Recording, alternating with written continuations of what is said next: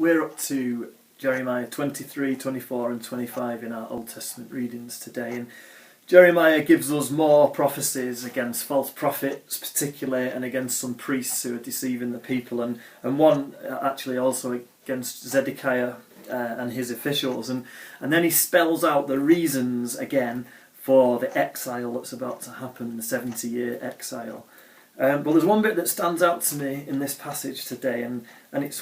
from chapter 23, verse 23 and 24, and it says, it's God speaking, and he says, "Am I only a God nearby, declares the Lord, and not a God far away? Can anyone hide in secret places so that I cannot see him, declares the Lord? Do I not fill heaven and earth, declares the Lord?" And one of the things that the prophets were doing, these kind of deceitful prophets, the false prophets, was that they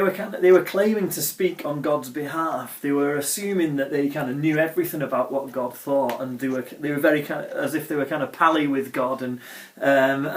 God reminds them, actually, yes, God is close. He is a God who's nearby, and that's a wonderful thing, and we can hear him speak to us.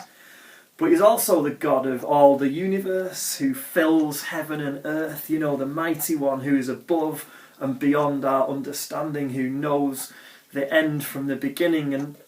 sometimes I'll hear Christians talking about Jesus as their kind of mate, you know, their best mate or whatever that they can have a chat to and say anything to. And there's a real truth in that, you know, we can be incredibly close, and Jesus can be our best friend, and it's great when he is, and we can talk to him like we would to a friend, and yet we just need to keep that reverence for God, that he's the King of Kings and the Lord of Lords. He's the one who created the universe. He's the one who has all the power, who knows everything that there is to know, and he's the one who is mighty and awesome, and you know,